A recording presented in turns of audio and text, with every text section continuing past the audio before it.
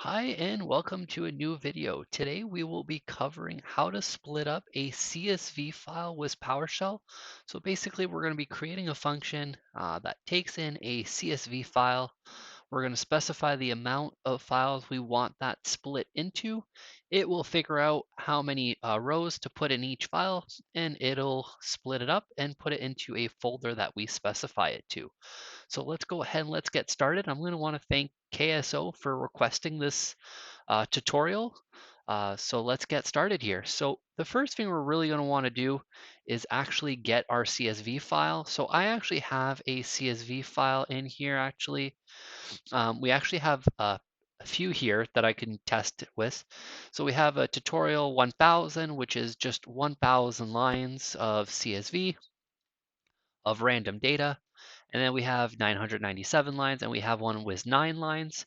This is just to make sure that our thing works properly at the end, and we could just test with a whole bunch of different amounts of lines here. So let's go ahead and let's get started here.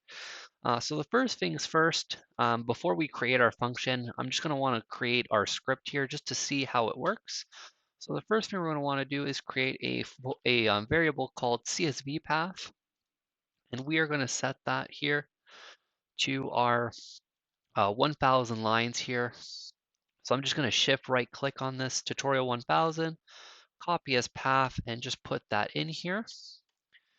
And then what I'm going to do is I'm going to actually import this data right away here. So we're going to create a variable called CSV data, and we're going to call the import CSV commandlet. We're going to put the path parameter, and we're going to reference our CSV path. And we're going to specify our delimiter as a comma, which is the default value for the import CSV, but I'm just going to put it in anyways. And then what we're going to want to do is we are going to want to go ahead and actually just give a target folder. So we want to specify what folder these files are going to be going into once they get created here. So I'm actually just going to go ahead and put them in the same folder here. Nothing fancy for our testing purposes here. And we're just going to give these files a name. So I'm going to give these as a tutorial split. And then what we're going to want to do here is actually just create a variable called start row, and we're going to set this to 0. And then we're going to go number of rows per file. Oops. Per file here, and we're going to set this equal to CSV data.count divided by number of files. So actually what we're going to want to do here, because I totally forgot that we need to tell it how many files we want here. So we're going to have a number of files here, and we're just going to set this to 5 for our test here. So that should be okay. So if we go ahead and run this here, we should get roughly, there's 1,000 lines, there should be 2,000 lines, 200 lines per file. So we have 200 here, which is perfect.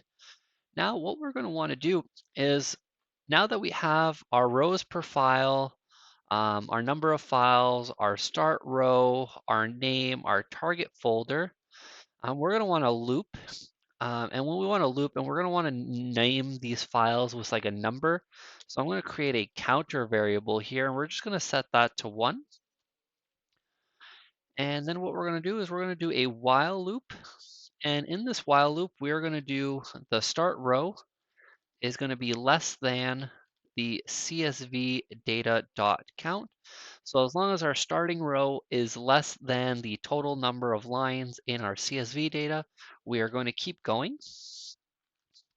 And then what we're going to want to do here is we're going to want to grab our CSV data, and we're going to want to pipe that to a select object here. And we are going to actually use the skip parameter, and we are going to skip the parameter of start row. So this is basically going to skip all the rows that are less than this index. So since we've set the index to 0, this will actually start at the first line of the file anyways, and then every time that we iterate through this loop, we're going to increment the start row value to basically tell it where to start next and grab the next set of rows. And then we're going to do the parameter first. And for the parameter first, we are going to pass in our number of rows per file. So what this says, it basically grabs our CSV file, skips the set amount of rows that we want to start at, and then we are going to grab that number of rows. And then basically what we're going to do next is we're going to add those number of rows to our start row.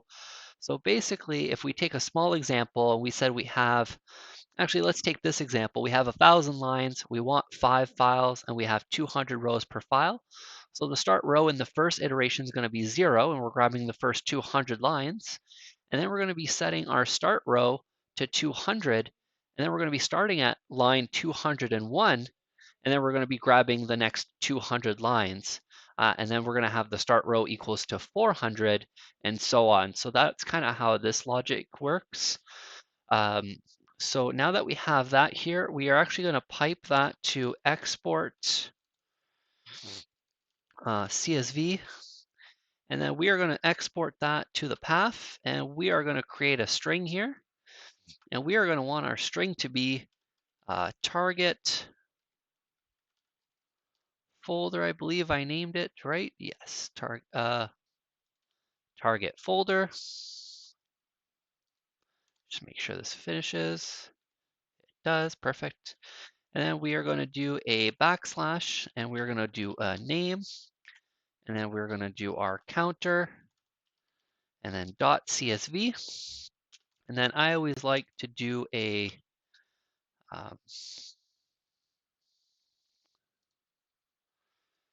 not letting me autocomplete here. Oh, there you go. And I always like to do the no type information.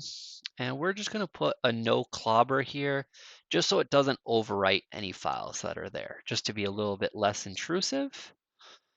So that's that. I'm just going to zoom out here a little bit, just making sure that you guys can probably still see it. That should be good. So I'm just going to go over this line really slowly here so you guys can see what's going on. So basically what we're doing is we're grabbing our CSV file. We are skipping the start amount of rows. We are grabbing our first amount of rows, and then we are then exporting to the target folder with the name that we have said, and then the counter incrementer.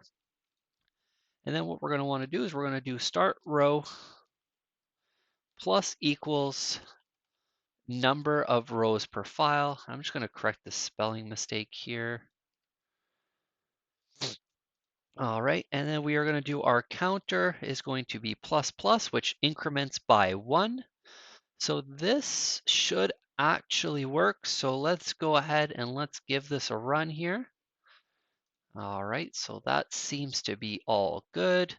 So we have our 5 files here like we said that we wanted.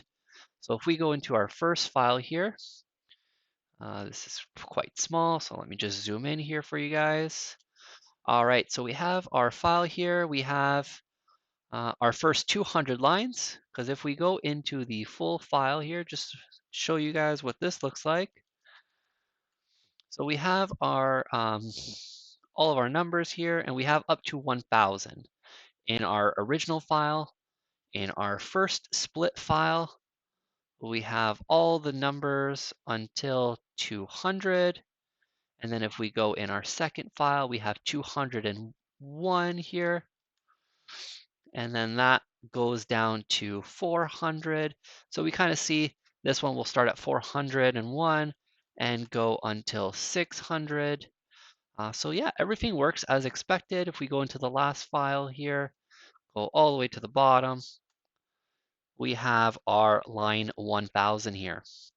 So let's see if we can actually convert this to a nice little function here so we can reuse this and maybe put this in like a module or something if you wanted to put it in a module.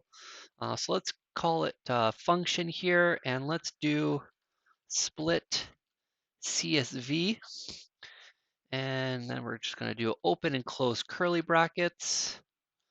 And we're going to do our square brackets here, and we're going to do commandlet binding. And then we're going to do params. And then we're going to do a parameter, and then we're going to make this mandatory. And then we're going to make it a string here. And we're going to call this file path.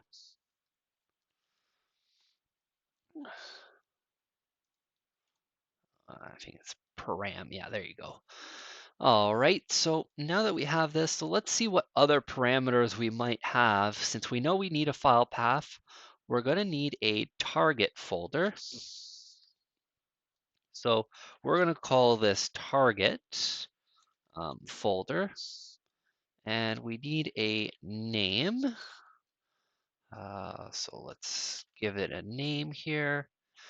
And then we're going to want the number of files that we want, and that's going to be a integer.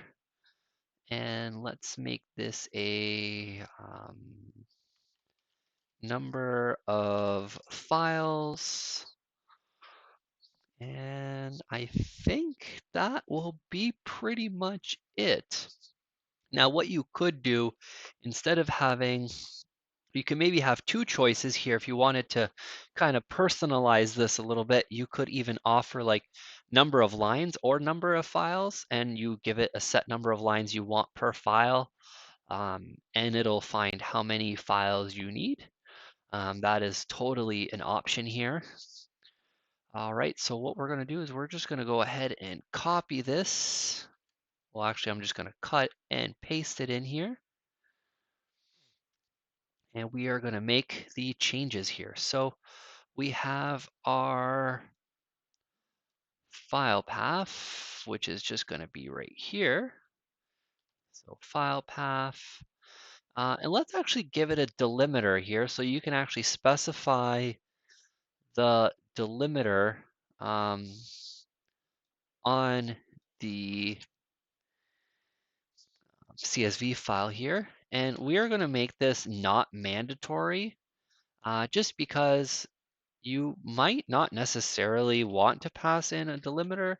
And we are going to set the delimiter default value to just a comma. So if you don't pass in the delimiter value, it'll just put it as a comma, which is perfectly fine. And we are going to set this to delimiter. Now this is the target folder, so we actually don't even really need this just yet. We already have the name as well. Number of files also exists. Number of rows per file is fine. Counter, CSV, number of rows per file. And we have our name, we have our counter.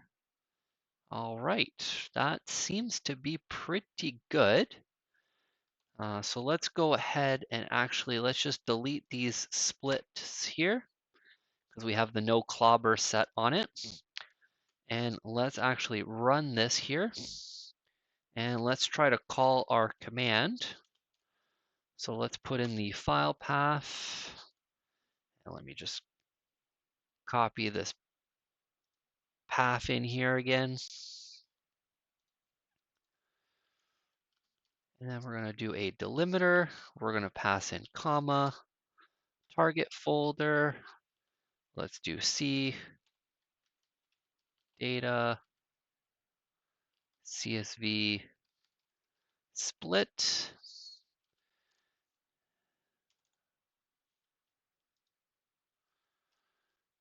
Name, we're going to do tutorial func split. And our number of files, let's make it 6. Just to make it fun, a little bit different than our last try here. And let's see if this will run. No errors. All right, so it did come back.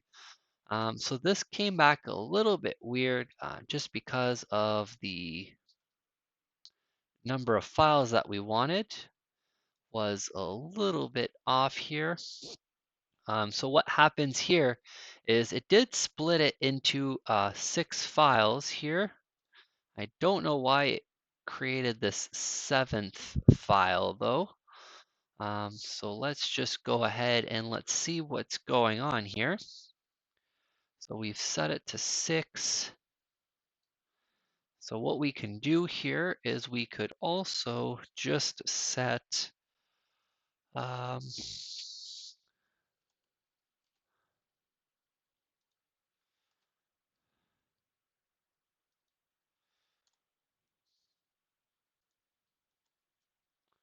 what we're going to do is actually number of rows per file. I want to say that we are going to have to find the ceiling of the value, because if it divides it by an uneven number, um, it will not.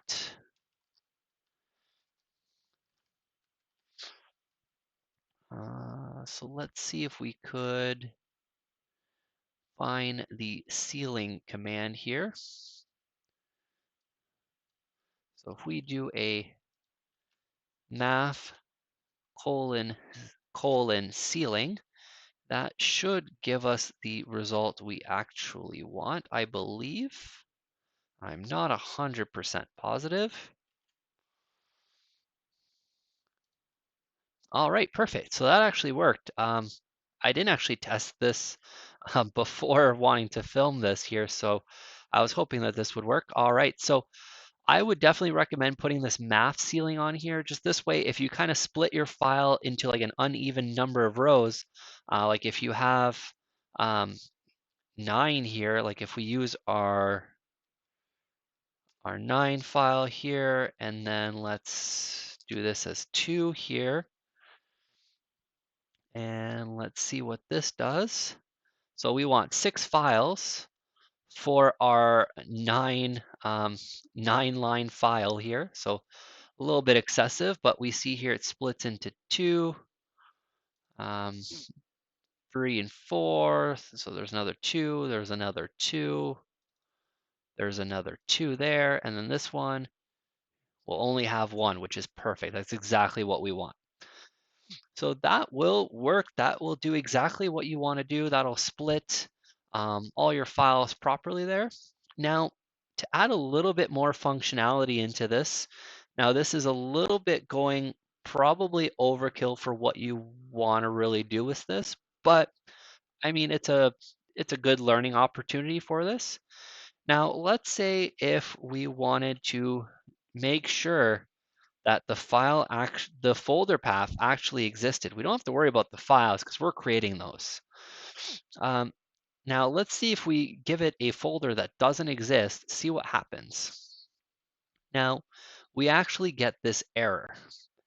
Now our error is going to be basically that the target path does not exist because that folder doesn't exist in our file system. So what we could do is we can actually catch this and actually fix it in the actual script here. So as you see, there is no CSV split new, but what we could do is we could actually do this here. So what we can do here is we can do if test path, and then let's do target folder. And then what we can do is we can do a not in front of it. And then let's wrap this here and wrap that. And then we are going to go ahead and do a new item path target folder. And I believe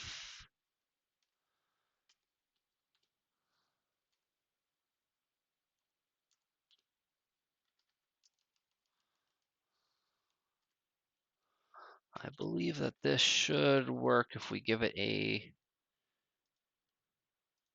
directory. So let's just see if this will let us create it here. I'm not 100% positive. Once again, perfect. That seems to have worked. We have our CSV split new, and we have all of our files. So if you ever wanted to kind of add a little bit more functionality to it, if the user ends up passing a target folder that does not actually exist, it will create it for them. So it just kind of avoids errors here. And then what I always like to do, as we've seen in my previous videos, is just wrap this all in a nice little try catch statement. And then in the try catch, in the catch part, we are going to do a write error, and then that, and then exception dot message, and then that will work. And then if we just do this here, there you go. We get our error message back, basically saying that it already exists, which is perfectly fine. That's what we expected with the no clobber. So we get our error message. It caught the error. Everything is working great here. So what I'm going to do is I'm actually going to post this code on my GitHub, and I'll put a link to that in the description below. Make sure you like and subscribe and hit that notification bell. If you guys have any more of these video requests, feel free to make them. If I already have a knowledge of the system that you want me to work with PowerShell, I will definitely make the video. If you guys are asking for something that I don't really have the knowledge to, I will start doing some research. And once I have the knowledge and I feel comfortable in explaining the topic, I will definitely be making those videos as well. So I hope to see you on the next video.